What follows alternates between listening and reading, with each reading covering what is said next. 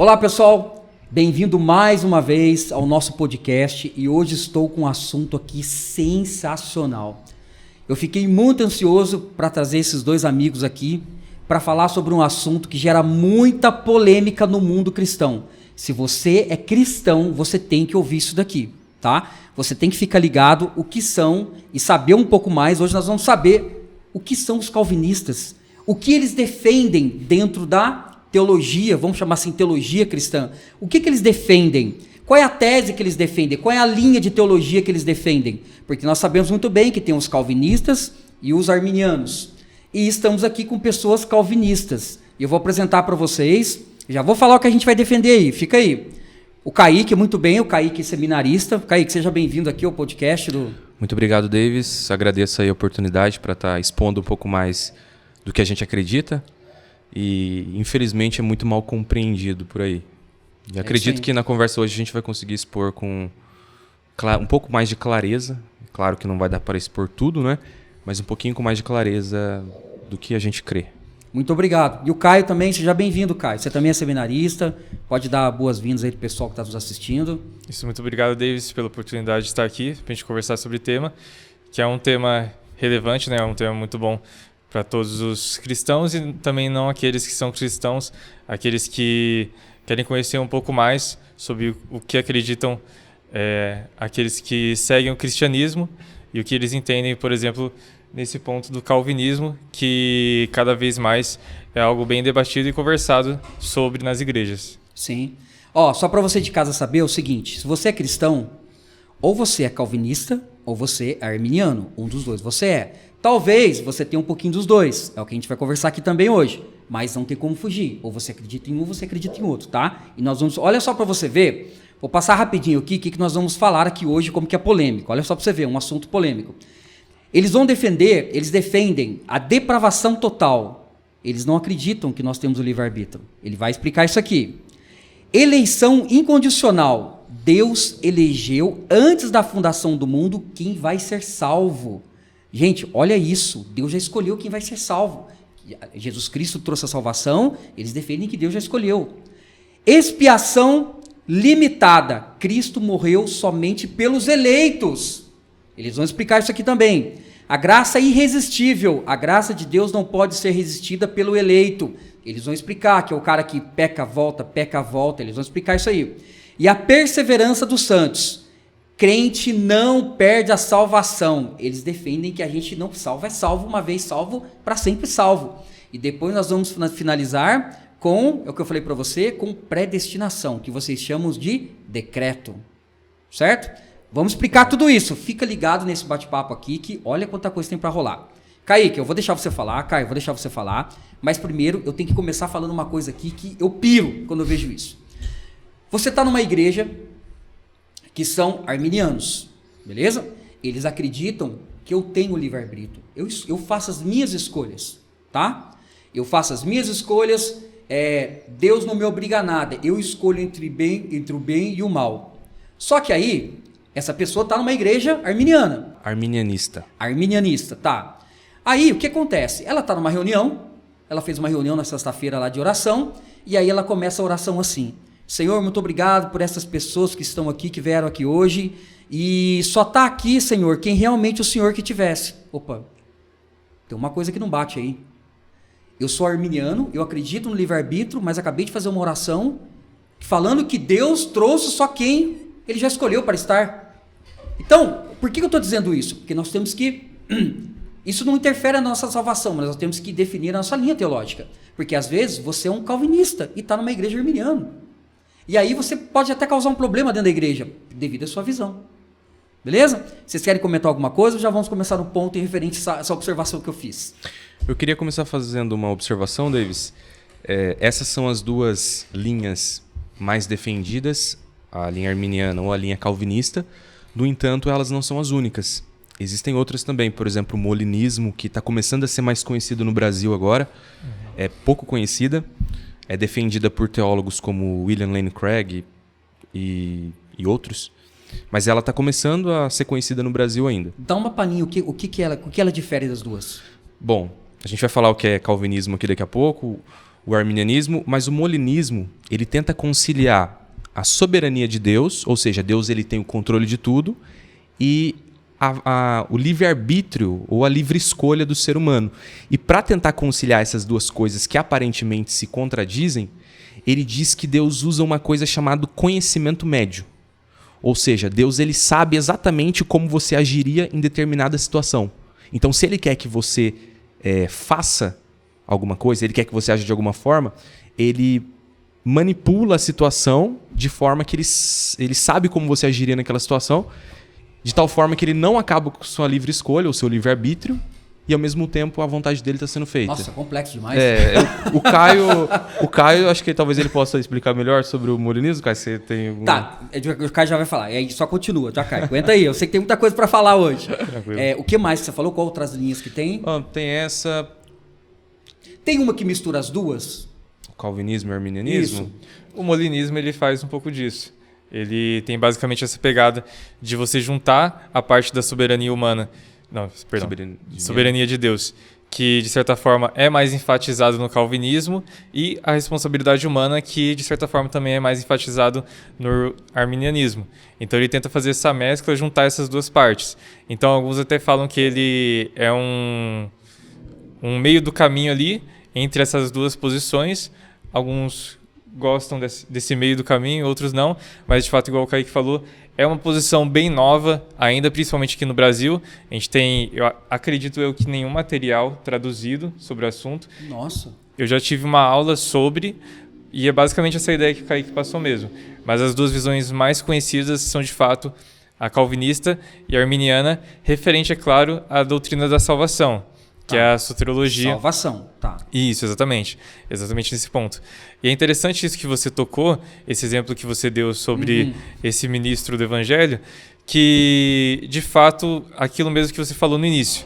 As pessoas, elas, muitas das vezes que elas são cristãs, elas tendem para uma das duas posições, ou para o calvinismo, ou para o arminianismo, e elas geralmente não têm noção disso. Elas não têm essa compreensão sobre o que elas defendem de uma forma sistemática. E o calvinismo e o arminianismo, você estudando a fundo eles se apresentam exatamente dessa forma, de uma forma sistemática, para demonstrar qual que é a compreensão sobre como acontece a salvação. Então, basicamente, de fato, todos nós, mesmo a gente tendo a noção disso, a compreensão consciente de que nós estamos mais próximos de uma posição ou de outra, de fato isso ocorre em todos nós. Todos aqueles que cremos em Jesus, é bom deixar claro que as duas posições creem em Jesus para a salvação. Essas pessoas, elas têm alguma tendência, ou mais para o lado calvinista, ou mais para o lado arminiano, mesmo elas tendo noção disso ou não. Agora, o que é o calvinismo? O que é? Se você pudesse resumir para quem o objetivo é as pessoas entenderem o que é, para elas se decidirem talvez, né? Ajudá-las a entender o que é isso e falar, cara, eu me identifico com isso. Não me identifico. O que é? Como que você descreveria o que vocês defendem? Davis, eu diria que o calvinismo ele é uma perspectiva cristã. Grosso modo, ele seria meio que uma interpretação das escrituras. E é bom a gente frisar uma coisa.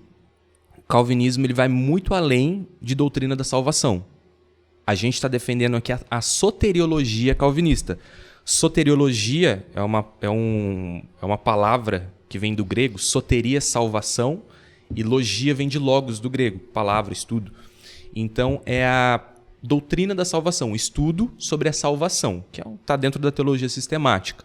É bom a gente frisar isso, porque senão às vezes alguém ouve e fala, não, eles são calvinistas, então eles defendem tudo que o calvinismo defende. Na verdade, a gente está defendendo a soteriologia, a doutrina da salvação calvinista. O calvinismo ele tem desdobramento na eclesiologia, na doutrina da igreja, como que deve ser o culto. É bem mais complexo. É muito mais complexo. Entendi. A pneumatologia, a doutrina do Espírito Santo, ele se desdobra e é um leque. Entendi. Tá? A gente está defendendo aqui hoje a doutrina da salvação. A gente não veste toda a camisa do calvinismo. Entendi. Tá, bom? deixa bem claro isso aí. Beleza. Tá? E por onde você quer começar? Bom. Talvez quando surgiu, né? O calvinismo. Sim, Talvez o que a gente entende hoje em dia como calvinismo. O surgimento. Como que aconteceu isso? Que foi logo após a Reforma Protestante. as doutrinas reformadas, Calvino, Lutero, se espalharam pela Europa. Tomaram conta de vários países. E um desses países é a Holanda. Tá? O calvinismo, hoje a gente chama de calvinismo, mas as doutrinas da reforma, doutrinas da graça, eles prevaleceram na Holanda. E até então todo mundo lá, os protestantes, acreditavam basicamente na mesma coisa. Até que um grupo de discípulos, que muitos eram pastores, professores de seminário, estudiosos, discípulos de um cara chamado Jacobus Arminius, por isso que Armínio. Não foi Armínio que inventou o arminianismo, nada disso. Foram os discípulos dele que escreveram tudo que a gente tem sobre Nem o João Calvino, o calvinismo. Isso tudo foi criado após a morte dos dois. Isso tem o estopim, basicamente um pouco logo depois da morte de Arminius. Sim, perfeito. E eles começaram a discordar de alguns pontos das doutrinas ensinadas pela igreja da Holanda. Caramba, e cresceu tanto assim? Sim, espalhou pela Holanda isso aí. Essa polêmica espalhou pela Holanda.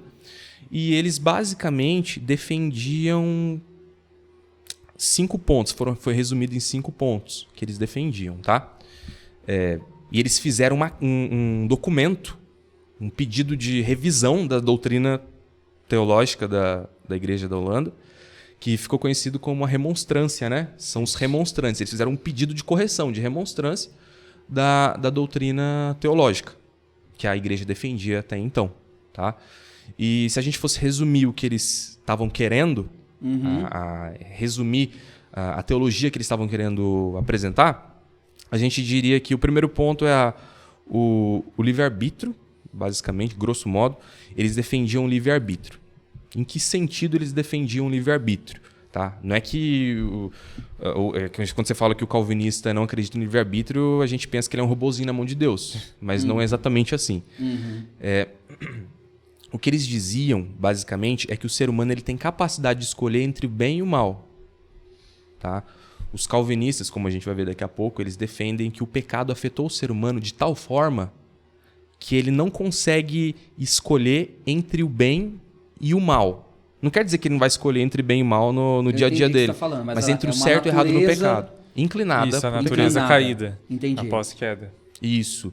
Tanto é que em Romanos 3:10, depois que os telespectadores que quiserem pode confirmar. Se quiser citar a Bíblia, pode citar. Se quiser pegar, tá à liberdade para pegar, mostrar. Tranquilo. Ele vai dizer que não há quem entenda, não há quem busque a Deus. Não há um justo nenhum sequer. Não há um justo sequer. Se depender do ser humano para ele buscar a Deus, se religar com Deus, a palavra religião vem de religar. Para ele se religar com Deus, ele nunca vai buscar Deus. Ele nunca vai atrás de Deus para se reconciliar com Deus. Porque a natureza dele é totalmente caída. Pende para o pecado. Eu sempre, quando a gente está dando aula na escola dominical sobre algum assunto assim, eu sempre gosto de usar um exemplo. Você pega, por exemplo, um leão, uma onça ou um animal carnívoro. Ele tem liberdade para escolher o que ele vai comer. Se ele vai comer a zebra ou se ele vai comer o outro animalzinho, mas é sempre carne. Sim. Você não vai ver ele escolher entre a zebra e um prato de alface. Porque não é a natureza dele. A natureza dele joga ele para uma escolha. Sim. O que o calvinismo ensina é isso. Que a gente entende que a Bíblia ensina. Que o ser humano ele foi afetado de tal forma pelo pecado que as escolhas dele são sempre pecaminosas. Sempre a parte da vontade de Deus. Tá, é muita coisa para falar, mas eu preciso comentar algumas coisas, beleza? Eu quero ouvir vocês, porque o que a gente preparou para falar aqui. Mas assim, eu tenho uma linha, aí eu não sei se... Eu quero ouvir a opinião de vocês, depois você continua. Eu tenho uma linha assim. Imagina que você tem 2 filhos. E um filho seu... Eu vou viajar na maionese aqui agora, tá? Vou, tranquilo. Beleza? Vou viajar aqui agora. Imagina que você tem 2 filhos. Um filho seu se vira muito bem. Ele trabalha, ele estuda, ele toca a vida dele. Você não precisa se preocupar. Você só fala com ele de vez em quando e fala: ei, filho, tá tudo bem? Não, pai, tô de boa, tô tranquilo, tô tocando a vida aqui, tá tudo tranquilo. Só que você tem um outro filho que é problemático. E o pai, como ama os 2, o pai sempre tem que dar atenção para esse. O pai ajuda esse que é problemático. Esse aqui tem problemas, não para em serviço, não arruma emprego, não quer estudar. Então ele tem 2 filhos e esse aqui ele ajuda. Então, eu tenho comigo que eu vejo assim, se existe... Eu tenho uma linha que É até difícil falar isso aí, porque as pessoas podem até rir de mim do meu pensamento, mas eu vejo assim. Eu acredito que se existe um pior lugar na Terra, no planeta, no universo, se existe o pior lugar no universo, eu creio que é a Terra. Por quê? Porque eu vejo assim, se Deus enviou o Filho que Ele tanto amava para cá, é porque aqui é o pior lugar. Eu acho que aqui precisava disso. Lógico, tô colocando uma hipótese aqui, uma hipótese gigante aqui, que não tem como a gente responder isso. Mas eu vejo assim, se de vários planetas, se existem vida em outros lugares, Deus enviou o Filho para cá, o Filho dele, é porque realmente a gente não presta, Ele enviou, precisava salvar a gente. Então eu não vejo que Ele enviou como a gente merecia. Ele enviou porque a gente precisava. E é um pai que dá o melhor para o filho, porque é um filho necessitado. Nós somos esse filho que precisa de ajuda. Então eu creio que talvez existam outras criaturas, outros seres que Deus criou, que talvez não precise de Jesus, mas também a Bíblia diz que Cristo morreu uma vez só. Então, se Cristo morreu uma vez só, então se Ele morreu aqui, talvez a gente não vai entrar em outro assunto, que talvez Ele morreu por todo o universo. Eu estou fugindo fora do assunto aqui, só para falar que eu acredito que cara, se Jesus veio para cá é porque o negócio estava feio. Eu acredito dessa forma. E tava bem feio. Está, né? Na verdade, bem feio. A vida sem Jesus, ela está exatamente nessa situação. Às vezes a gente pensa, por exemplo, igual você deu o exemplo aí de... Você basicamente contou quase que uma parábola de 2 filhos. E é algo que a gente conhece, é algo bem conhecido na Bíblia, que é a parábola do filho pródigo. Lá, muitas das pessoas veem apenas um como filho pródigo. Mas, na verdade, apesar do sentido da palavra pródigo de fato se enquadrar apenas naquele filho, os 2 filhos estavam perdidos. Tanto o que ficou na casa, quanto o que saiu de casa. E esse é o estado de toda a humanidade. Às vezes a gente olha para esse filho pródigo e a gente vê nele apenas, talvez, a figura de uma pessoa que andou nos caminhos do Senhor, que em algum momento de sua vida esteve na igreja, mas depois saiu. Mas, na verdade, essa é a situação de toda a humanidade. Nós estávamos na casa do Senhor, no Éden, estávamos em completa, de certa forma, em um relacionamento direto com o nosso Senhor, e isso foi quebrado pela queda. Então, aquilo que o Kaique falou ali sobre, que basicamente ilustrou, é o primeiro ponto do calvinismo, que é a depravação total, ela é exatamente esse ponto, que a humanidade ela caiu, ela está completamente separada de Jesus. Completamente essa separada depravação de Deus. total. Exatamente. Até a linguagem que é falada em Efésios 2 e também em Colossenses 2 é uma linguagem pesada. Fala que nós estávamos mortos em nossos delitos e pecados. Ela não fala só que a gente saiu um pouquinho do caminho. Ou a gente talvez não estávamos no caminho certo ou não estávamos andando no rumo correto. A gente estava morto. Não tinha como a gente fazer nada para a gente reviver. O que o morto faz? Faz nada. Ele está morto. Não tem como o morto aceitar Cristo. Da mesma forma nós. Sem a ação de Deus, é assim que a gente está. Esse é o nosso estado. Tá, tu está dizendo que o nosso estado, sem ter um encontro com Cristo, vamos dizer assim, sem aceitar Cristo como Senhor e Salvador, é a depravação total. Exatamente. Está desligado de Deus. Totalmente. Todo aquele que não aceita Jesus como Senhor e Salvador está desligado de Deus. Depravação total. Sim. É assim que vocês entendem. Exatamente. Um ponto interessante também, que o Kaique pode falar sobre isso também, é que muitas das vezes quando fala depravação total, depravação a gente entende que pessoa depravada é uma pessoa que, nossa, ela faz um monte de coisa de errado, um monte de imoralidade, mas quando a gente fala sobre depravação total, ela não quer dizer que os seres humanos, eles fazem tanto mal quanto eles poderiam. Porque daí se fosse exatamente isso, a gente olharia, por exemplo, uma pessoa que ela não crê em Jesus e ela é uma pessoa que a gente vê que faz coisas boas, a gente olha para ela e vai pensar, poxa, os calvinistas estão errados, porque ela não é uma pessoa totalmente depravada. Mas não é esse sentido da depravação total que a gente fala. É que a depravação total, o total se refere à extensão, atingiu a todas as áreas do ser humano, em todos os sentidos, entendeu? O total, que é isso que o Caio explicou bem aqui, é referente à totalidade do ser humano. Não quer dizer que o ser humano é tão mal quanto poderia ser. Não quer dizer que... Você vai ver muitos ateus que fazem caridade aí, praticam a filantropia. Você fala, mas e a depravação total? A depravação total quer dizer que ele está separado de Deus e jamais vai buscar a Deus. por suas próprias forças. Tá? Um texto interessante, só para complementar o que o Caio falou, é 1 Coríntios 2,14. Depois o pessoal também pode acompanhar na Bíblia. Fala que a palavra que Paulo... Eu vou até abrir aqui, posso? Pode, claro que pode. 1 Coríntios 2,14. Diz assim, ó. Ora, o homem natural é aquele que não se chegou a Cristo ainda. O homem, tá? Não aceita as coisas do Espírito de Deus, porque eles são loucura. O homem natural não aceita. A palavra aceita aqui, ela traz a ideia de dar boas-vindas com o coração. Ele pode até entender. Você vai ver muito ateu aí que entende a Bíblia muito mais do que eu, Caio, do que nós três juntos. Mas ele não consegue deixar aquilo descer pro coração dele. Ele entende apenas intelectualmente. Tá? Então ele não aceita. Não aceita as coisas do Espírito. Esse é o sentido. A depravação total é isso. O homem está totalmente separado de Deus nesse sentido e ele não vai conseguir se aproximar de Deus, buscar a Deus, né? Jamais, sem a atuação divina. Mas acho que isso aí a gente vai falar daqui a pouco, né? Pode falar, Caio. Apenas complementando algo que é interessante, que a gente vê essa discussão até mesmo no ponto da teologia, que ele falou da extensão da depravação. Muitas das vezes a gente, até mesmo cristão evangélico normal, ele tem essa visão de que, por exemplo, o nosso racional ele funciona certinho, mas, por exemplo, as nossas emoções, os nossos desejos, aí é pecaminoso. Mas essa é uma visão que ela está errada, exatamente por conta desses textos que o Kaique apresentou, e a gente vê eco disso lá na época medieval. A gente tem, por exemplo, as figuras dos escolásticos, como, por exemplo, São Tomás de Aquino, que basicamente, apenas para resumir um resumo bem resumão mesmo, eles acreditavam, um dos pontos deles, que eles acreditavam que através da razão, do racional, se consegue chegar até Deus. Mas até o nosso racional, ele foi contaminado pelo pecado. Porque às vezes nós mesmos cristãos, a gente faz essa distinção, né? Porque a gente pensa, nossa, se eu tivesse pensado mais racionalmente, eu não teria cometido aquele pecado. Mas muitas das vezes o problema é exatamente o nosso próprio racional. Muitas das vezes a gente raciocina para pecar. Eu brinco, eu falo que é a raça, a nossa raça.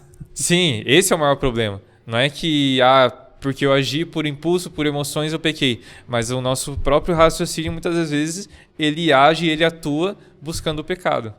Entendi. Perfeito. Kaique, vamos pro ponto 2? Tá. Só continuando, então. Pode. O primeiro ponto que os remonstrantes queriam era esse. O homem, ele consegue. O pecado, ele afetou o ser humano, ele é depravado, mas por meio de uma graça de Deus, que Deus deu a todos os homens, que é chamada de graça preveniente no arminianismo, que vai vir um arminiano falar, né, nas próximas gravações. O ser humano ele tem ele consegue escolher entre o bem e o mal. Tá? Ele tem essa liberdade de escolha. O segundo ponto é a eleição. Esse é um ponto que pega bastante. É um dos mais complicados. Esse é um dos mais complicados, um dos mais enfatizados. A eleição, eles defendiam, era condicional. Eleição está na Bíblia, não tem como fugir. A palavra eleição vai aparecer, que Deus elegeu aqueles que ele ia salvar, que Deus predestinou. Isso não tem como fugir. Todas as linhas... Os dois defendem, né? Tanto é que os dois defendem predestinação. Arminiano e calvinista, molinista, tomista, todos vão falar de predestinação. Só que, como que o arminianismo, como que os remonstrantes entendiam a eleição? Tá, Deus escolhe o ser humano? Escolhe, a Bíblia fala que sim. Mas como que é essa escolha? Aí que entra o ponto diferente deles. Eles falam que é uma escolha condicional.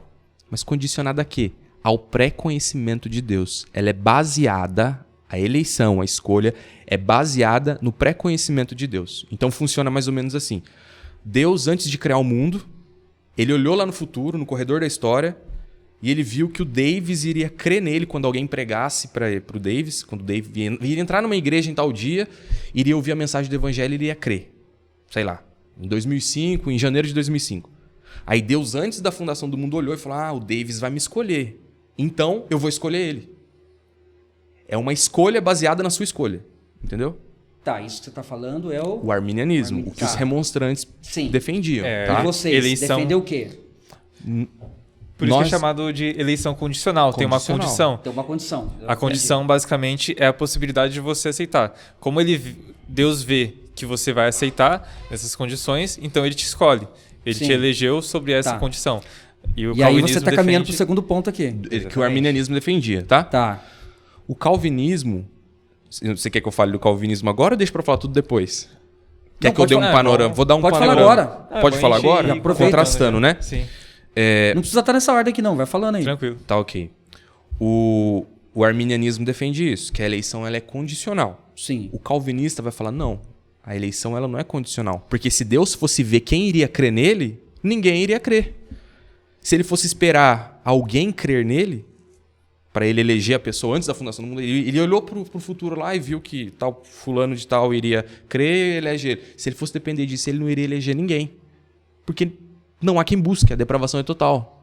Não há quem queira, entendeu? Tá, eu sei, tá ligando um ponto no outro. Isso. Sim. Tá. Aí o que eles falam? Deus elegeu baseado em quê? Baseado na soberania dele, na vontade dele. Que ele guardou para si mesmo. Não sei por que ele escolheu o fulano para salvação e o Beltrano não escolheu. Tá, você está dizendo que Deus já escolheu quem ele vai salvar. Sim. Sim. Você está dizendo isso. Quer dizer que o meu vizinho pode ser que não seja salvo. E eu sim. Ou pode ser que o meu vizinho seja ou não. Sim. Sim. Mas o ponto é que ninguém sabe. Tudo bem. Mas então você deduz que quem está na igreja nos caminhos do Senhor é um escolhido. Não. Não necessariamente. Nossa. Pera aí. Como assim, cara? É bom a gente... O Caio quer Vamos falar, lá. Caio? Quer explicar esse ponto? Pode ir. Então, é bom a gente falar isso porque esse é um espantalho que cria em cima do calvinismo. Sim. Todo mundo que está dentro da igreja é eleito. Então, na verdade, não é assim. Ou eu sou eleito, eu posso fazer o que eu quiser agora porque eu sou eleito. Na verdade, não é assim. Aqueles que foram eleitos por Deus, eles vão chegar à fé salvadora em Cristo. Eles vão se arrepender de seus pecados e vão buscar a De Deus. uma forma ou de outra vão chegar. Vão se chegar a É Deus. importante isso daí também, porque, por exemplo, igual, tomando isso, na prática, às vezes a gente faz isso. Por exemplo, uma pessoa, ela era da igreja, cresceu na igreja, mas ela saiu da igreja. Aí alguns podem olhar e pensar, essa pessoa, ela não era salva, então ela não vai ser salva. Mas, no caso, na verdade, não. De fato, existe a possibilidade dela nunca ter sido salva, mas é possível, nesse caso, que ou ela é uma pessoa que talvez se esfriou, se afastou da fé, e por ela ser, levando em consideração a doutrina calvinista, ela pode um dia retornar à fé, se ela for uma pessoa eleita, ou, de fato, ela não era salva, em algum momento da vida dela, conforme o Kaique falou, ela será salva. É basicamente esse o ponto, de que as pessoas elas são escolhidas por Deus, não por algum mérito nosso, ou porque existe algo em nós que faz Deus escolher a nós, mas pelo próprio amor dele. E essas pessoas elas vão chegar à salvação. Tá, em algum eu vou momento. anotar algumas perguntas aqui pro final fazer, beleza? Você tá Tranquilo. falando aí, eu tô querendo interromper para fazer um monte de pergunta. Tá.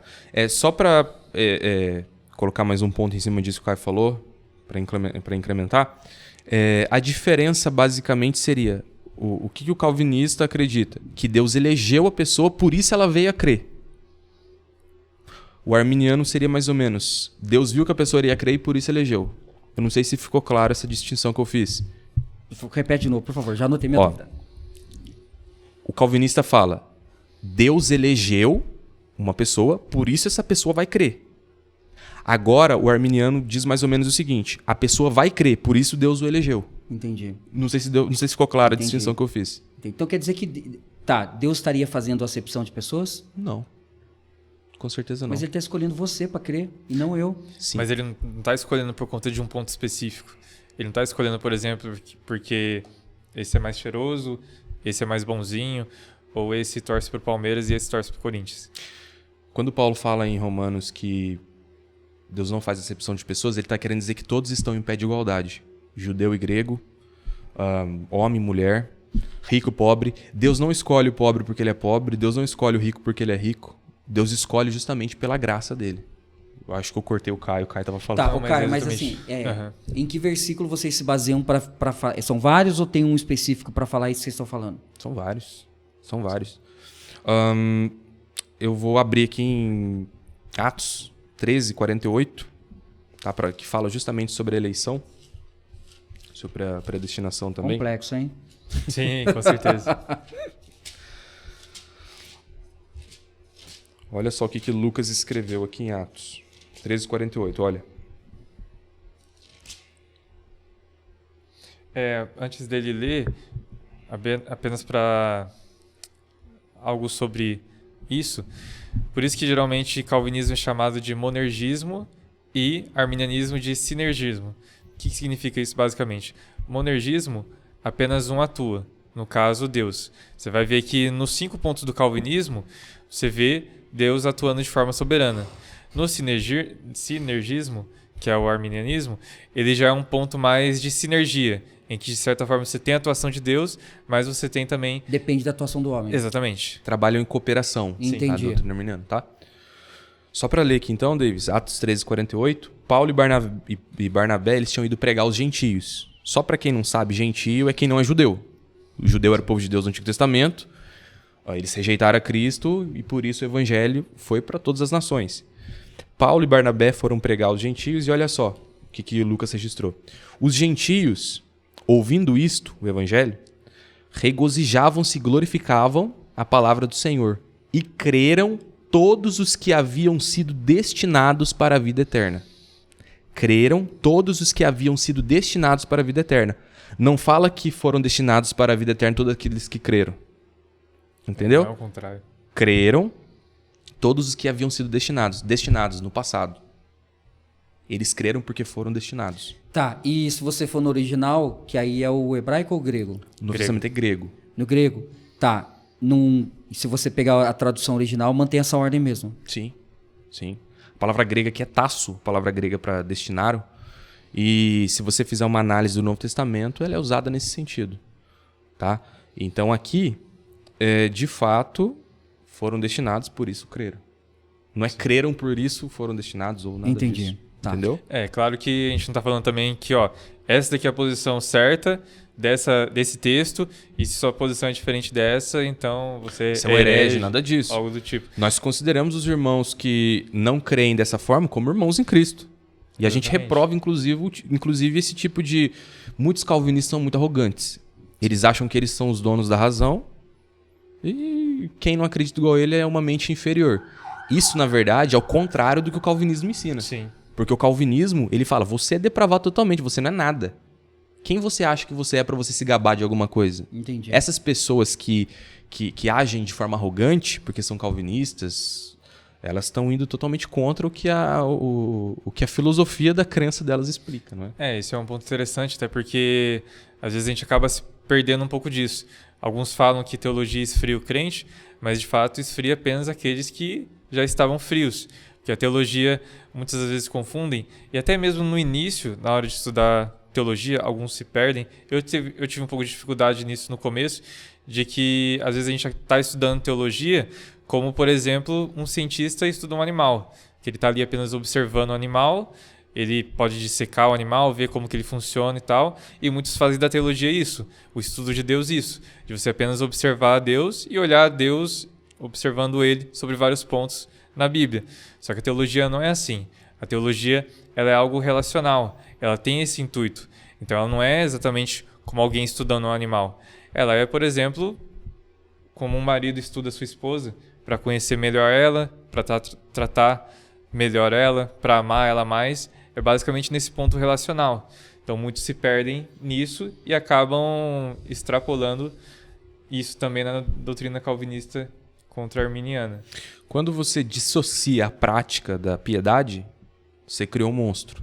Sim. Se você pegar os grandes estudiosos do passado, do calvinismo mesmo, Jonathan Edwards, os puritanos todos, né, que vieram logo após a Reforma Protestante, você via um grande grau de erudição no estudo, mas ao mesmo tempo aquilo tinha resultados diretos na prática. Uma vida devocional mais fervorosa, piedade. Quando você passa a tratar a teologia meramente como uma matéria, um estudo, aí você cria um monstro, você cria pessoas infladas. Né? Se o estudante de teologia não está tendo implicações na vida dele, não está tendo resultados práticos na vida dele, ele está estudando teologia errado. Ele não está estudando teologia certa. Se aquilo não leva ele a amar mais o próximo dele, a perdoar mais o próximo dele, ele está estudando a teologia de forma errada. Tem algum problema, ele se perdeu ali no meio do caminho. Ele se perdeu. Fantástico, bonito. Então nós já passamos pela depravação total, beleza? Já entendemos que é depravação total. E a eleição incondicional. Deus elegeu antes da fundação do mundo quem vai salvar. Beleza? Você já explicou. Agora tem a expiação limitada. Cristo morreu somente pelos eleitos. Esse ponto, só para recapitular o que a gente está falando, que os remonstrantes estavam pedindo. Eles estavam indo contra esses pontos, né? O remonstrante disse que havia liberdade no ser humano, um livre-arbítrio. Ele disse que a eleição era condicional, era condicionada à presciência de Deus. Sim. E o terceiro ponto, eles diziam não. A expiação, a morte de Cristo, foi para todas as pessoas. Ela é ilimitada, é uma expiação ilimitada. Isso que os arminianos estavam defendendo, lá na Holanda. Aí o sínodo de Dort, os calvinistas da época, os estudiosos se reuniram e foram contrapondo cada um desses pontos. E no terceiro eles falaram, não, a expiação ela não é ilimitada, não é para todo mundo. A expiação ela é limitada. Ou seja, Cristo morreu somente pelos eleitos. Ele não morreu por todas as pessoas. Tá, isso aí tá linkado no ponto 2. Isso aí tá linkado no ponto 2. Quem Deus escolheu para salvar? Cristo morreu só para aqueles que Deus escolheu. Sim, com certeza. Todos Ou os pontos estão interligados. Que escolheram a Cristo. Não, é para aqueles que Deus escolheu para salvar. Exatamente. Sim. Exatamente. Um ponto, ele está ligado ao outro. E se você vê, é claro que assim, nós não nos baseamos somente naquilo que é lógico, questão de raciocínio. Mas um ponto do calvinismo, ele está ligado ao outro e, em partes, ele é uma consequência lógica do outro. Mas, é claro, também voltando, o ponto principal dos 5 pontos do calvinismo é que eles têm base bíblica. Não é que, porque pela lógica a gente chegou nesses 5 pontos aqui, então é isso que a gente defende. Mas, de fato, ele está ligado ao outro. Sim, isso é interessante. Os 5 pontos do calvinismo, eles estão entrelaçados, e a gente entende base bíblica para todos eles, de forma que se um cair, os outros todos caem. Se a depravação total não for verdade, a eleição incondicional deixa de ter razão, lógica para isso. Né? A expiação limitada que o calvinismo defende, deixa de ter um fundamento lógico, se bem que a gente não se baseia apenas na lógica, a gente se baseia fundamentalmente nas escrituras. E a gente vê base para todos esses pontos. Tá? E os 5 pontos do calvinismo, os 5 pontos calvinistas, eles foram apenas uma resposta aos pontos que os remonstrantes, que os arminianos levantaram em 1600 e pouco, no século 17, na Holanda. Tá? Importante a gente deixar frisado isso. Não foi que os calvinistas criaram 5 pontos, tiraram da cabeça deles 5 pontos e falaram, vou fazer 5 pontos que eu estou achando legal. Não foi assim. Eles estavam respondendo a questionamentos que teólogos capazes, muito capazes, inteligentes, fizeram. Eles levantaram questões, isso que a gente falou, livre-arbítrio, a eleição condicional, a expiação ilimitada para todos. Os arminianos levantaram isso, o calvinismo ele respondeu. Né? Foi convocado um sínodo na Holanda, convocado teólogos de várias partes da Europa, e ficaram mais de um ano, se eu não me engano. Foi de... que eu tenho aqui na 1618 a 1619. 1618 a 1619, eles ficaram deliberando várias sessões e chegaram às respostas, tá? Que são os cânones de Dort. Quem quiser jogar aí quem quiser jogar no Google aí os cânones de Dort, vai encontrar, tá? Um dos pontos principais desse terceiro ponto do calvinismo, que é a expiação limitada, é, de certa forma, a eficácia do sacrifício de Jesus. Que alguns podem acusar, então você está falando que Jesus não morreu por todo mundo. Na verdade, o que fala a expiação limitada é que o sacrifício de Jesus ele é eficaz. Eficaz para quem? Apenas para aqueles que são salvos, para aqueles que foram predestinados, aqueles que foram destinados, então, à salvação. Então, esse ponto da eficácia do sacrifício aponta exatamente para, por exemplo, se Jesus ele morreu por todos, nós temos algumas pessoas que não são salvas. Então, de certa forma, Jesus ele não morreu, que em partes é o que o arminianismo defende. Ele não morreu por uma certeza, ele morreu por uma possibilidade de dar a chance para as pessoas serem salvas. Mas o calvinismo acredita, claro, com base bíblica, que Jesus morreu de forma eficaz para aqueles que são eleitos, aqueles que são escolhidos. Então, o sacrifício de Jesus, há algumas outras variações disso. Eu, por exemplo, entendo que, de certa forma, Jesus morreu por todos, sim, mas eficazmente para aqueles que foram eleitos, aqueles que serão salvos. E basicamente esse é o ponto da expiação limitada. Sim.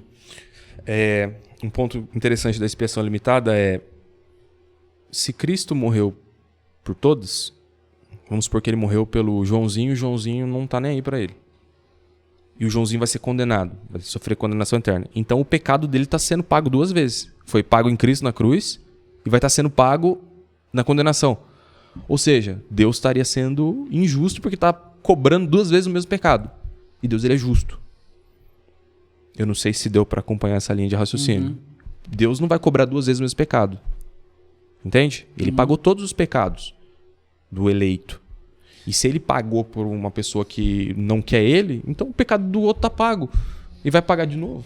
Até João 3,16, que é uma passagem bem conhecida, que alguns até utilizam para talvez falar que a salvação é para todos, etc e tal, ela toca nesse ponto. Que ela fala que porque Deus amou o mundo de tal maneira que deu seu Filho unigênito para todo aquele que nele crê, não pereça, mas tenha vida eterna.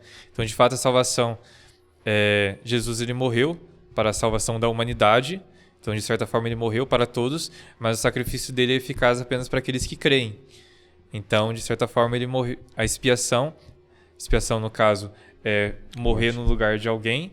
A expiação, a morte de Jesus foi no lugar daqueles que são separados, aqueles que são eleitos para crerem. E, novamente, eleitos não porque eles são melhores que os outros. Eleitos pela soberania e pelo próprio amor de Deus.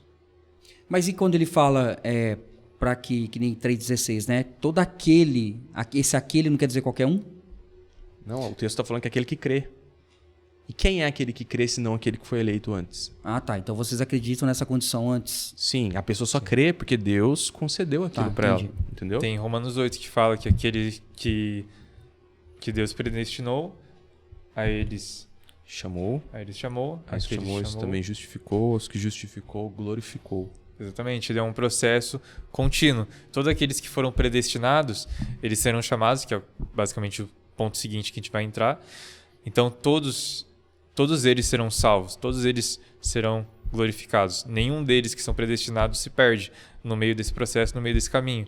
Então, exatamente por conta disso, o sacrifício, essa expiação é apenas para aqueles que não se perdem nesse caminho, que não se perdem nesse processo.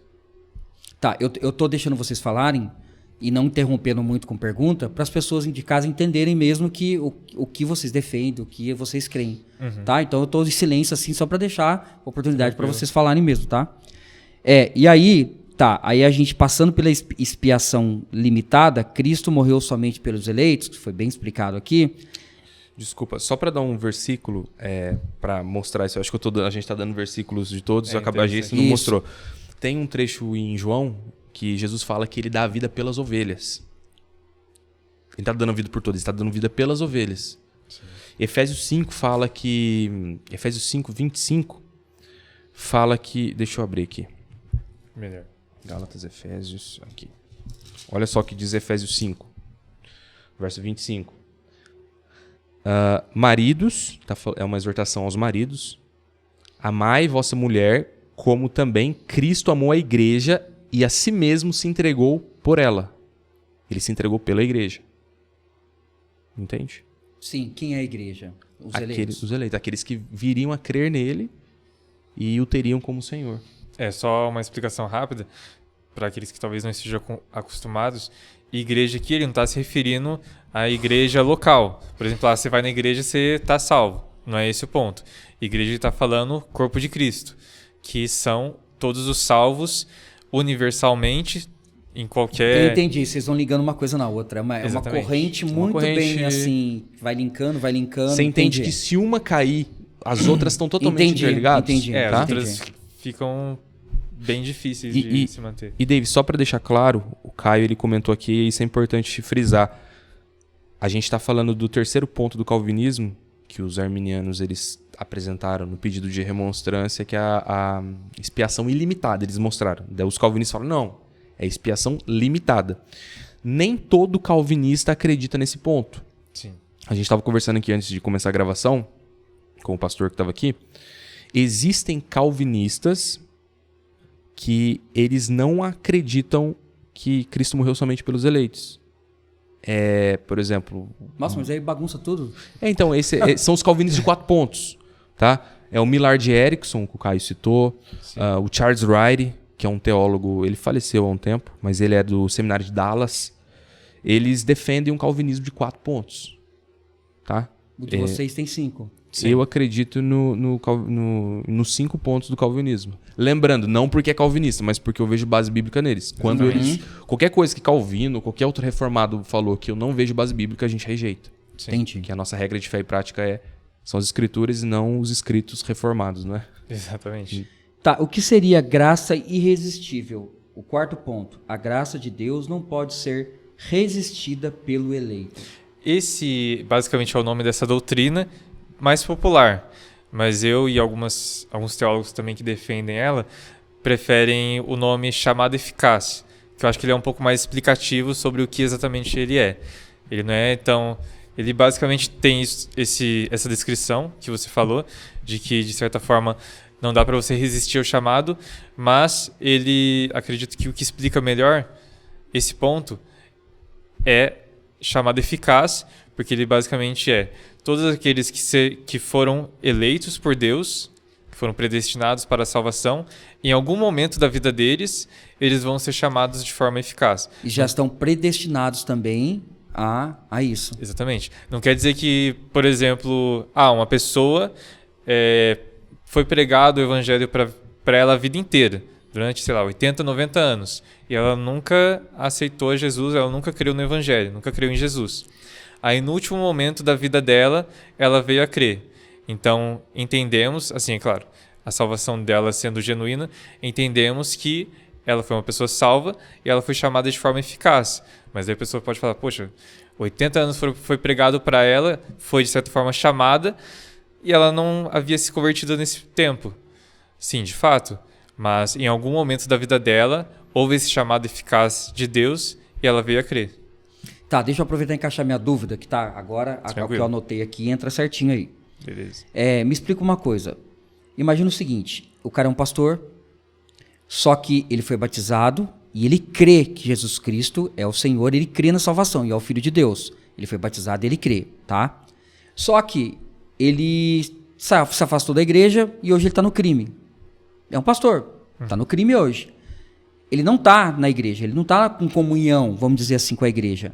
Aí você chega e fala assim para ele, oi, e aí, irmão, tá tudo bem? Ele, tá tudo bem, cara. Cara, e aí?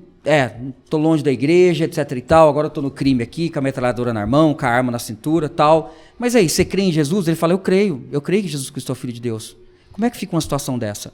Se a Bíblia fala que basta ser batizado e crer, então, mas ele não está em comunhão, como é que fica agora? Entende? É uma dúvida que eu tenho.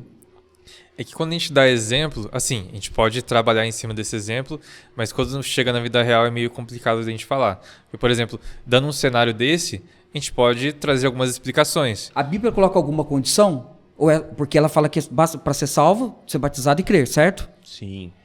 Então, mas não coloca nenhuma condição. E ele cumpriu a condição. Tá. Mas a crença, ela é demonstrada através dos frutos. Uhum. A Bíblia ela deixa bem claro isso, que não tem como, por exemplo, eu afirmar que, nossa, eu estava vindo para cá no caminho para chegar aqui no estúdio, eu fui atropelado e quebrei todos os meus braços, todas as minhas pernas, e vocês me verem aqui, tá normal. Não tem como você falar, apenas usando isso como exemplo, não tem como você falar que você crê em Jesus, sendo que você não vê nenhuma demonstração clara disso. Aí volta no que ele falou no começo. Se você realmente entendeu a palavra de Deus com o coração, você é transformado. Exatamente. Isso. Posso tecer um comentário para complementar? Pode. A mesma graça, o nosso pastor sempre fala isso, o pastor Djalma. A graça que salva, ela transforma. Se a pessoa não está sendo transformada pela graça, é porque ela não foi alcançada pela verdadeira graça. Tiago, na epístola dele, se eu não me engano, Tiago 2, Tiago 1, agora eu não lembro. Ele vai dizer que a fé sem obras é morta. Muita gente interpreta super errado esse versículo. O que quer dizer que a fé sem obras é morta? Quer dizer que se você diz que crê em Cristo, mas se essa sua fé não te transforma e te leva a agir de forma submissa a Deus, A sua fé ela é morta, ela é inexistente. É uma fé falsa, não é uma fé verdadeira. Saber que Jesus existe, várias pessoas sabem. Muitos ateus sabem que Jesus existe. Existiu, né? No caso dos ateus. Mas se a fé não transformou você, não é uma fé verdadeira. Falando desse caso, dessa situação hipotética que você disse, a gente teria duas explicações em cima disso. A primeira é, se ele de fato foi salvo pela graça de Deus, ele ainda vai voltar. Tá? Porque eu particularmente já vi muito isso. Pessoas que se frustraram com alguma coisa da igreja e saíram. Quer dizer que não eram salvas? Não. Muitas são salvas, saíram porque se frustraram, mas ela não consegue ficar muito tempo fora. Tem uma coisa errada, sabe? Ele é um eleito. É um eleito e fica... Não, mas tá errado. Sabe quando você separa dois ímãs, o polo norte e os polos do ímã? Se você soltar, ele vai juntar. É a mesma coisa. Ele sai da comunhão com Deus, mas ele fica, tem coisa errada. E finalmente ele vai voltar. Uma hora ele vai voltar. Se ele é um eleito, se ele foi salvo. Tá. Agora, se ele não foi salvo, eu tenho um texto bíblico que vai esclarecer mais isso. Em 1 João 2,19, olha o que ele diz. João está dizendo. Muitos anticristos estavam surgindo, pessoas que se opunham a Cristo. Tá? Possivelmente gnósticos da época. Duvidavam o início de um gnosticismo. Um gnosticismo incipiente. Olha o que João fala. Filhinhos, já é a última hora. E como ouvistes que vem o anticristo, também agora muitos anticristos têm surgido. Pelo que conhecemos, esta é a última hora. Agora o verso 19. Eles saíram do nosso meio. Entretanto, não eram dos nossos, porque se tivessem sido dos nossos, teriam permanecido conosco. Eles saíram do nosso meio porque nunca foram dos nossos. Não quer dizer que eram salvos e perderam a salvação. Não. Eles nunca foram dos nossos. Mas um ponto interessante também é que algumas pessoas tomam esse versículo para falar assim, a pessoa se afastou, agora já era aquela pessoa, não tem mais salvação para ela. Mas acreditamos que uma pessoa ela pode ter de fato estado na igreja, passado ali muitos anos na igreja, ter saído da igreja, nunca ter se convertido e um dia retornar e de fato se converter. É um eleito. Sim, mas isso tem só aquele foi... também que viveu a vida inteira na igreja e não é um eleito. E não é eleito. Sim. Mas ele não está na igreja por causa de Cristo. Exatamente. Ou ele está porque a namorada está, ou ele está por qualquer outro motivo, menos por causa do amor a Cristo. Entende? Sim. Já fizeram um questionamento desse pra gente uma vez em uma aula na escola bíblica, de, por exemplo, poxa, mas vai ter aquela pessoa ali que ela viveu a vida inteira dela na igreja, buscando servir o Senhor, aí chegou no final da vida, ela descobriu que ela não era eleita, ela foi pro inferno. Na verdade, não tem como existir um caso desse. Se ela de fato servia a Deus porque amava a Deus.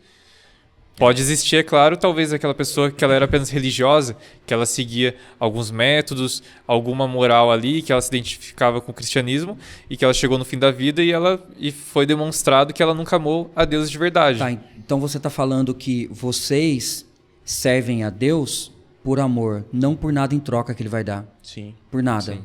Mas vocês pedem oração? Algo em troca? A gente pede para que Deus faça a vontade dele em nossas vidas. Mas a Bíblia não proíbe nós pedirmos coisas.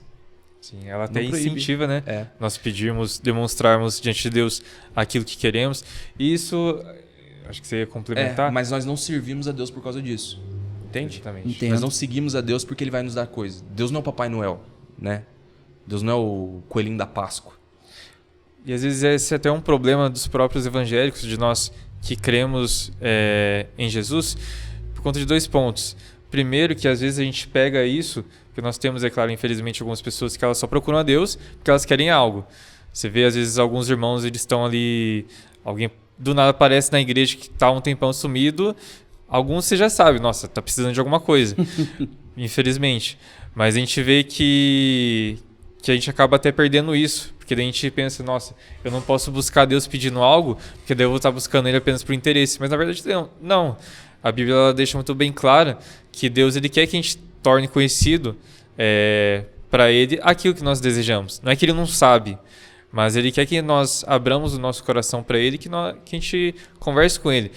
Entra mais ou menos naquele ponto que eu te falei sobre a teologia e também a oração, nós pedimos a Deus, não é tanto sobre nós fazermos a petição em si, mas tem a ver com relacionamento. Porque, por exemplo, você está do lado de um amigo seu, esse seu amigo Ele sabe de coisas de você, ele sabe de coisas que você está passando, ele sabe às vezes de como você gosta dele, só que não é por causa disso que você nunca vai falar, poxa, você é uma pessoa muito legal, você me ajuda bastante, eu gosto muito de você e eu te considero um irmão, você está sempre comigo nos meus momentos difíceis.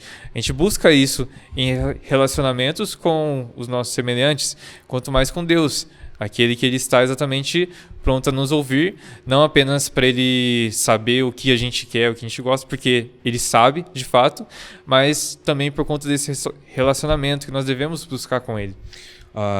Você não vai conversar com seu pai só quando você está querendo um carro emprestado, quando você está querendo... Não. Você tem um relacionamento com seu pai. Né? E muitas pessoas, não sei se eu estou me antecipando, mas muitas pessoas perguntam, mas se Deus tem um decreto, ele já escreveu tudo o que ia acontecer, por que orar então?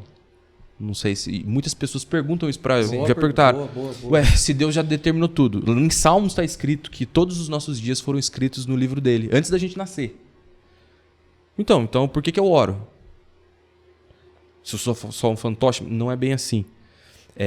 Algo interessante é que o mesmo Deus que determinou que iria te dar algo, fazer algo na sua vida, ele também determinou como aquilo seria feito. O mesmo Deus que determinou o fim, ele determinou o meio, através da oração. Ele determinou que te daria algo e te daria em resposta a alguma oração. Até a sua oração, isso foi... Nossa, que complexo. Entende? Nossa. Sim. Não sei se deu para... É como se fosse atemporal, aí você já vai entrar em Claro. física quântica. É que o tempo é uma noção. A gente não consegue pensar além do tempo. Sim. Porque nós estamos linkados ao tempo. Tempo, espaço. Você gosta de física, você sabe. Teoria da relatividade, espaço, tempo, matéria, está Não, interligado. eu até brinco assim, eu falo assim pro pessoal, né, que a visão que eu tenho hoje, porque eu gosto de estudar um pouco de astronomia, não é astrologia, é astronomia. Eu vejo assim que Deus, não sei, né, talvez a Bíblia fala, mas Deus ele não sabe o que é o tempo. O tempo existe para nós, para ele não. Porque se você pegar como que funcionam as leis universais, eu gosto muito de estudar as leis universais, que se aplicam em todo o universo, em qualquer planeta, é isso que eu acredito, e você vê na prática isso, você vê que a única coisa que muda é o tempo. Um exemplo, o ser humano vive até 85 anos, a média de vida do brasileiro. Uma mosca vive de uma semana, uma estrela vive bilhões de anos. É o tempo que muda. Mas a sequência das coisas, os processos, a dinâmica, eles se parecem, só muda o tempo. Uhum. Então, eu tenho comigo que quando Deus criou tudo, cara, ele não sabe o que é o tempo. Eu só não diria que ele não sabe, porque ele é Deus, ele sabe de tudo. Só força de expressão, eu digo assim, ele não dá importância para isso. Mas tem um nome disso na teologia. A gente fala que Deus ele é transcendente. Ele está acima. Ele está além do tempo. Se você colocar Deus no tempo, você coloca ele na lei da entropia. Que ele está sujeito às leis do universo. Ele está sujeito e vai desaparecer uma hora. Porque tudo que existe, acho que a segunda lei da termodinâmica fala isso. Que tudo tende a se desorganizar, a se desordenar. Né? E tudo que... A energia ela vai se consumindo. Ela sempre se transforma, mas ela vai se consumindo. E se Deus estivesse sujeito ao tempo, ele estaria sujeito ao espaço. E se tivesse sujeito ao espaço... Ele está acima disso. E aí quando ele está acima disso, chama... Ele é transcendente. Tá. Isso, exatamente. Entendi. Entendeu? Ele transcende isso. Mas ao mesmo tempo ele é imanente também. Imanente. Porque ele se faz imanente. A gente tem, às vezes, alguma imanente, no caso, ele se faz perto, se faz junto a nós. Porque há algumas visões, se não me engano, no teísmo aberto, né, que afirma basicamente que Deus criou tudo, ele apenas girou o relógio ali e deixou o mundo, o universo como ele existe. Acho que é o deísmo que fala isso. Deísmo? Deísmo. Mas nós não acreditamos nisso. Nós acreditamos num Deus que, ele de fato, ele criou o tempo, mas ele também entrou no tempo, quando ele encarnou. Ele criou a história, ele criou aquilo que nós entendemos como a existência, mas ele também se fez carne e habitou entre nós. É uma coisa que a gente não entende, tá? Não é uma contradição, são verdades que a gente não concilia. É igual a predestinação e a escolha do ser humano. A gente não consegue conciliar, mas elas nos foram reveladas, a gente acredita. Por exemplo, esse exemplo é legal. As duas linhas de um trem, elas caminham sempre paralelas, uma ao lado da outra. E elas não se tocam, mas elas estão juntas. E elas se tocam lá no horizonte. a gente não vai entender muitas das doutrinas aqui. Trindade a gente não vai entender aqui. A doutrina da predestinação a gente não vai entender aqui. Cristologia, a união hipostática, Cristo... A gente não vai entender nada disso aqui. A gente só vai entender na eternidade. Nossa, meu Deus Entende? do céu, muito complexo. É porque é assim, se a gente não... Eu vi um pastor falando isso, eu achei legal. Nós não conseguimos contemplar o sol com os nossos olhos, quanto mais entender a mente de Deus a partir da nossa mente. O sol que é algo limitado, com os meus olhos eu não consigo contemplar. E Deus? Como é que eu quero entender Deus? Qual que é a sequência lógica na cabeça de Deus? Isso é complexo. Porque muitas vezes a gente quer colocar Deus numa caixinha, né? Deus é assim, assim, assim. Sim. Ó, já deu quase 1 hora e eu tenho a última pergunta aqui. A última coisa. Beleza. O 5º ponto. Perseverança dos santos. Crente não perde a salvação. Isso. Essa é uma consequência lógica de todos os outros pontos e a gente encontra muita base bíblica para isso. Que é o que a gente estava falando. Por mais que se ele for um eleito, ele vai ser salvo e ele não perde. Sim, por mais que ele esteja longe, vê se eu estou falando correto. Por mais que ele esteja longe, ele volta. Isso. Exatamente. Exatamente esse é o ponto prático. Só falando dos remonstrantes, que a gente começou falando, e eu não concluí, mas esse era um ponto que acho que até tem dúvida se Armínio defendia. Não se sabe exatamente se ele defendia a perda da salvação ou não. Exatamente. Os remonstrantes eles defendiam, mas pelos trabalhos que nós temos acesso de Armínio, não há um consenso se de fato ele defendia a perda da salvação ou não. Isso. Mas é um ponto defendido pelos arminianos. Isso. E o que eles defendiam a perda da salvação e o sínodo de Dort foi lá e falou, não, a salvação não se perde. A salvação, ela o crente vai perseverar até o fim. Não quer dizer que eu fui salvo, agora eu posso fazer uma baderna. Eu vou sair, vou aproveitar a vida doidado, porque eu já tô salvo, já garanti o meu, né? Não é isso que a Bíblia ensina. A Bíblia ensina que o salvo, ele mostra frutos. E se ele não tem frutos, é porque não foi salvo. O crente, ele foi transformado. O eleito, quando ele se encontra com Cristo, ele tem a regeneração, é regenerado pelo Espírito Santo, ele tem uma vida totalmente diferente. Ele vai pecar ainda, ele vai lutar contra vícios, contra dificuldades, mas ele vai buscar sempre a Deus em arrependimento, sempre se arrepender dos pecados. Ele vai estar sempre se arrependendo dos erros que ele comete e buscando a Cristo. Legal. Entende? E não quer dizer que ele pode até se afastar temporariamente, mas não vai ser finalmente. Tá? Exatamente. E conforme a gente viu ali desde o primeiro ponto, é a ação de Deus em tudo, desde a predestinação até todo o processo da salvação. A gente tem até um texto em Filipenses que fala exatamente isso. Que eu não lembro exatamente a passagem. Se eu não me engano é 2. Acho que é 2, mas ele fala...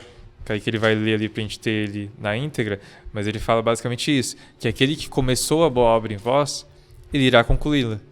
Se a salvação ela vem de Deus e Deus está envolvido em todo o processo, aquele processo que ele começou em nós, ele vai concluir. E também tem a passagem de Jesus em que ele fala exatamente isso, que aquele que o Pai dá para ele, de forma alguma ele vai lançar fora e de forma alguma ele vai se perder. Esse texto é complexo, né? Exatamente. Não vamos perder. Eu não achei, não é Filipenses 2. Eu não quero Filipenses, mas... eu acho que eu... Acho que é 3. Mas esse é o texto. Sim, é isso que mas ele tem fala. um versículo em Filipenses que eu acho que se enquadra bem. Ele está falando que é Deus que efetua em nós tanto querer quanto realizar. Aí no verso 15 ele fala, para que vos torneis irrepreensíveis e sinceros, filhos de Deus, inculpáveis no meio de uma geração pervertida e corrupta. E tem Judas 14 também, que ele fala que... Deixa eu ver se eu acho que Judas 14... Judas tem um capítulo só, então a gente fala 14, é o verso 14, tá? Sim. 14 ou 24, agora eu não vou lembrar. É o 24. Ora, aquele que é poderoso para vos guardar de tropeços e para vos apresentar com exultação, imaculados diante da sua glória. Ele vai guardar os eleitos de tropeços finais. Entende?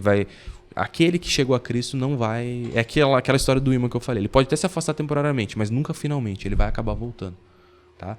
E Jesus falou, nenhum deles se perdeu, falando dos discípulos, exceto Judas, que era o filho da perdição. Ou seja, ele nunca foi salvo. Tem outro verso que Jesus fala que naquele dia eu vou dizer, apartai-vos de mim, todos vocês que praticam o mal, porque eu nunca vos conheci. Sim. Não quer dizer que eu conhecia, depois eu o deixei de conhecer. Eu conheci, mas eu esqueci. Não, eu nunca vos conheci. É interessante esse texto, porque ele ali em Mateus 7, no finalzinho do Sermão do Monte, em que ele está falando sobre os falsos mestres. Em que é legal que ele fala ali que os falsos mestres eles vão chegar para Jesus e vão falar para ele: ó Jesus, eu profetizei no seu nome, eu realizei milagres. E ali o ponto de Jesus, ele não está tirando a credibilidade dele dessas coisas que eles fizeram. O ponto, Jesus ele não falou ali: vocês não fizeram isso, não. Ele não está negando isso. Ele está falando que mesmo eles tendo feito aquelas coisas, Jesus nunca havia conhecido eles. Porque não importa o que eles haviam feito, eles nunca haviam sido conhecidos por Jesus. Eles nunca haviam sido salvos de verdade. E só para, acho que já deve estar terminando, mas só para quebrar um mito, muitas pessoas acham que o calvinista ensina que você pode buscar Deus, mas se você for eleito, você não vai ser salvo. Não é bem assim. Se ele buscou a Deus, é porque ele é um eleito. O não eleito não vai buscar Deus. Isso é um sofisma que criaram, né? Mas não é bem assim. Entendi. É um entendimento errado sobre o calvinismo. Entendi. Isso até deixa algumas pessoas um pouco conflituosas, né? Porque algumas entendem um pouco mal. E isso delas pensam: nossa, mas eu não sei se eu busco a Deus ou não, eu não sei se eu sou predestinado ou não. Assim, é claro que muitos entendem como a segurança da salvação, nós cremos que nós somos salvos, que isso é algo que vem da Bíblia, é algo que nós podemos ter, a certeza da salvação. Mas a certeza da salvação não é o que nos salva. O que nos salva é Cristo. Há uma história interessante, quem conta ela, uma ilustração, né, é o D.A. Carson. Se alguém quiser procurar depois para ver na íntegra, que é muito melhor, mas ele conta uma história lá na 10ª praga lá do Egito, que é a do primogênito, né, que vai passar lá o anjo do Senhor para matar os primogênitos daqueles que não estiverem passado no porteiro da porta o sangue do cordeiro. E nos umbrais. É interessante que na ilustração dele é basicamente assim: são dois israelitas conversando um dia antes do anjo passar por ali. Aí um deles chega e fala: nossa, você viu o que Moisés falou? Falou para passar ali o sangue nos umbrais das portas, né? Mas, nossa, eu tô com tanto medo de quando chegar a hora do anjo passar e vai ser tão difícil esse momento. Mesmo tendo passado ali, nossa, eu vou ficar com muito medo nesse momento, quando essa hora chegar. Aí chega outro israelita e fala: não, mas o que Moisés falou veio direto do Senhor. E eu também passei o sangue na porta e eu confio que quando chegar aquele momento, nada irá acontecer comigo e com a minha família, porque eu passei o sangue na porta. Aí ele faz então a pergunta: qual desses dois israelitas, qual deles que perdeu o primogênito naquela noite? Boa pergunta. A resposta é nenhum deles. Mesmo aquele que tinha dificuldades para confiar e aquele que confiava 100%. Porque mesmo aquele com a fé vacilante, o ponto não era a fé vacilante dele. O ponto era o objeto da fé dele. E era o cordeiro, aquele que se entregou por eles. Assim como nós. Não importa se nós temos uma fé fraca, uma fé vacilante, inconstante. Trêmula, né? Exatamente. O importante não é em si a nossa fé. Claro que a gente deve buscar uma fé madura, mas mesmo com uma fé fraca, uma fé vacilante, o que nos salva não é a nossa fé nesse ponto, dela ser uma fé constante, ser uma fé forte e madura. O que nos salva é aquele a quem nós depositamos a nossa fé, que é o nosso Senhor Jesus Cristo. Ele que nos salva, mesmo nós não merecendo, mesmo não havendo nada em nós com que possa fazer com que gere amor nele, ele nos ama mesmo nós não merecendo, mesmo não havendo nada em nós que desperte esse amor nele. E é um amor tão violento que atrai e joga você de joelhos. Não contra a sua vontade, mas trabalhando na sua vontade e moldando ela para que você deseje ele, entende? Entendo. Não é que Deus vai trazer você contra a força. Não quero estar puxando você com a unha assim. Não é assim. Ele vai trazer você, vai quebrar o seu coração e de repente quando você olha você já está quebrantado, entende? Como que é aquela historinha lá que é aquele cara lá da internet, Nicodemos? Como que é o nome dele? Augusto Nicodemos? Isso, Nicodemos. que ele fala que quando você está fora da igreja, você vê um versículo. Como que é essa? Eu até ia contar Conta essa historinha aí. Conta que eu não, É interessante. não lembro dela direito, dessa ilustração. E aí quando você entra tem outro versículo. Sim. Como que é? Ele foi tentar ilustrar a doutrina da eleição e da predestinação para mostrar o quão misteriosa ela é, mas ao mesmo tempo ela faz sentido. Por exemplo, é como se tivesse uma porta e em cima do umbral da porta, em cima tivesse escrito assim: vinde a mim todos que estão cansados e sobrecarregados. Aí passa alguém, olha, o primeiro cara passa, olha e fala: não quero saber disso não, e vai. Passa o segundo, olha, dá uma olhada por dentro, fala: não quero saber disso não, e vai embora. Aí passa o terceiro, lê aquilo e fala: não, isso aí é pra mim, eu quero. Eu sou um sobrecarregado, eu quero isso aí. E ele entra. Só que quando ele passa a porta e entra e ele olha pra trás, em cima tá escrito assim, que só pode vir a mim aquele que o Pai trouxer. Nossa, é Entendeu? complexo, né? Isso Sim. explica bem, é uma ilustração que explica bem. Sim. Até mesmo o Interessante. próprio Augusto Nicodemos, ele fala algo que chega até a ser engraçado, de que todo calvinista, ele quando ele vai pregar, ele é arminiano. Porque quando ele está pregando, ele está convocando as pessoas a se arrependerem. Ele não está falando, você é eleito, então você tem que crer. Interessante. Ele fala, arrependa-se dos seus pecados. E todo... Calvinista de joelhos é um arminiano. Exatamente. Senhor, seja feito tua vontade. Sim. O contrário, inverte.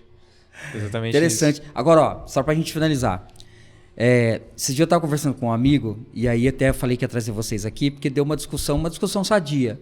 Ele falou assim pra mim assim: rapaz, você não acha que Deus sabia que Adão e Eva iriam pecar? Lógico que Deus sabia. Sim, Eu falei assim pra ele: cuidado, nós vamos ficar sabendo, mas eu acho que isso aí é um pensamento calvinista. Não, isso aí é até arminiano. Porque o arminiano fala, Deus sabia. Ele previu que ia acontecer a queda. O calvinista fala, não, aquilo estava determinado. Mas, É um decreto. Então, ele está dizendo que estava determinado. É um decreto. Então, isso é um Vocês pensamento... acreditam que estava determinado? Sim, tudo. Até a nossa conversa aqui está determinada. Isso aqui faz parte do decreto de Deus. Até essa sua pergunta que você fez faz parte da... Porque senão Deus ele não é soberano. O que é soberania? É ter o total Então, controle de tudo. Tá, agora precisamos de mais uma hora para discutir isso aqui, beleza? Você está me dizendo que Deus sabia que Adão e Eva, todo o processo ia acontecer. Sim. Não só sabia, como determinou. Meu Deus do céu. Vamos combinar o seguinte. Eu agradeço a presença de vocês aqui, porque tá dando mais de uma hora. Eu gosto sempre de manter mais ou menos isso daqui, para não ficar muito cansativo pra galera. Eu vou trazer vocês de volta um outro dia pra gente conversar sobre assuntos que não deu para falar sobre tudo aqui. Tá. Pode ser? Demorou. Pode. E, Davis, só pra... Não deu pra gente aprofundar, a gente foi muito superficial por causa do tempo, tá? Mas a gente trouxe alguns livros pra indicar pros telespectadores. Sim, pode Eu falar. posso mostrar pra Pode câmera mostrar. aí? Esse livro é um livro pequeno, é um livro do John Piper. Deixa eu mostrar aqui nessa câmera, que ela tá mais próxima de mim. É o livro 5 pontos. Aqui, ó. Ele vai apresentar de forma mais profunda. A gente pincelou, a gente não deu muita base bíblica. Ele vai dar muita base bíblica em cada um dos versículos, em cada um dos pontos do calvinismo, tá? E o Kai trouxe alguns também. Esse daqui ele também é voltado para essa parte de defendendo o calvinismo. Ele também tem, além dos 5 pontos do calvinismo, os 5 pontos, os 5 solas, que é o livro Cristão Reformado, do Iago Martins. E ele é interessante porque, conforme também os 5 pontos do John Piper, ele apresenta os 5 pontos, apresenta bases bíblicas, tanto defendendo quanto os contrapontos. Aqueles versículos, Olha que legal. sim, aqueles versículos que os arminianos utilizam contrapondo o arminianismo, ele rebate também. É um livro bem interessante. Eu trouxe também, os dois tratam sobre o calvinismo, e eu trouxe um sobre João Calvino, sobre a própria vida de João Calvino, que é algo interessante também de se ler, que é João Calvino, Amor à Devoção, Doutrina e Glória de Deus. Ele é um livro com várias pessoas tiveram participação nele, e é um livro que conta basicamente da história da vida de João Calvino. Apenas para falar também e frisar que o calvinismo ele não é aqueles que são discípulos de Calvino. Calvinismo, pelo menos o que nós defendemos, é a soteriologia. É o calvinismo, a forma como Calvino entendia a doutrina da salvação, e não só ele. Você tem, por exemplo, Agostinho, Spurgeon, você tem vários teólogos que não é que eles defendem o calvinismo, até porque, por exemplo, no caso de Agostinho não teria como, porque ele é antes de Calvino, mas que juntos com Calvino eles defendem essas doutrinas que entendem como sendo bíblicas. A gente entende... Calvino, ele bebeu muito da fonte de Agostinho. Sim. Bebeu muito de Agostinho. Agostinho no século IV depois de Cristo. Quinto depois de Cristo. E Calvino não inventou nada. A gente entende que ele só entendeu corretamente as escrituras, entendeu? Entendi. E esses livros eles vão esclarecer um pouco mais para quem está começando tá tendo contato agora com o tema. É um tema complexo, gera angústias, gera dúvidas. Sim. Mas se o estudo for minucioso e tudo mais, muitas dúvidas vão ser respondidas. Vocês acreditam que a Bíblia dá margem para as duas coisas ou não? Não. Eu acredito que ela dá margem... Eu não gosto de usar a expressão calvinismo, mas eu vou usar a expressão monergismo, tá? Mas eu acredito que ela dá muita base para o monergismo, para a doutrina da soberania de Deus. Eu acredito que assim, são duas posições plausíveis. Eu acredito que há a possibilidade de você ler a Bíblia e interpretar ela da forma arminiana. Mas eu acredito que a mais convincente e a que tem mais chance de estar correta é a calvinista. Tá. Sim. Eu quero marcar com vocês um dia para a gente falar aqui sobre criacionismo ou evolucionismo. Vocês topam? Sim, vai ter que ter um preparo. Porque grande preparo. Isso aí envolve muita apologética. Eu tô meio enferrujado em apologética. Tá bom? Beleza? Eu queria agradecer a presença de vocês. Muito obrigado. Você aceitou. Pode falar. Eu não posso esquecer. Eu queria mandar um beijo pra minha noiva. Sim, pode estar à vontade. Queria mandar um beijo pra Yara, minha futura esposa e noiva. E para todos a igreja que a gente congrega, a nossa família também. Eu queria mandar um abraço aí para todos aí. Em especial pra Yara, minha noiva. Você também, Kai, quer mandar um alô aí, um abraço? Fica à vontade. Eu repito também a parte que o Kaique falou. A nossa igreja, nossos familiares, todos aqueles... Meus colegas de trabalho também, que alguns eu sei que vão assistir. E agradeço a todos e também a você pela participação. Colegas de trabalho também. E também a você pela participação. A gente acaba esquecendo. Sim. Eu considero muito você, né? Você sabe que a gente se conhece há muito tempo. E eu vejo você como um exemplo na parte de estudo, tudo. Você sempre, né? A gente conversa... Várias vezes a gente conversou pelo WhatsApp. Você sempre tentou me ajudar a esclarecer minhas dúvidas também. E eu agradeço a você publicamente por tudo que você colaborou na minha vida aí, teologicamente. E eu reconheço aí a sua jornada, tá? Que você se torna um grande professor aí de teologia. E eu sei que você se esforça bastante. Muito obrigado. E é isso. Muito obrigado pela dedicação de vocês, a vontade de vocês estarem aqui. Eu queria que vocês viessem mais vezes aqui. Tá bom? Sim. Porque Vamos. o objetivo, né, é levar o conhecimento para as pessoas, né? Eu mesmo tinha muita dúvida de saber como é isso. E hoje eu fiquei um pouco aqui em silêncio para deixar vocês falarem mesmo, para que as pessoas assistam e conheçam, né? Quando eu falar, o cara é arminiano, o cara é calvinista, agora a gente vai ter uma base. E aí, né? Bom, ela se escolhe, ela se identifica aí e vê o que ela possa acreditar. Tá bom? Muito obrigado e valeu, pessoal. Até a próxima. Hoje valeu. Obrigado.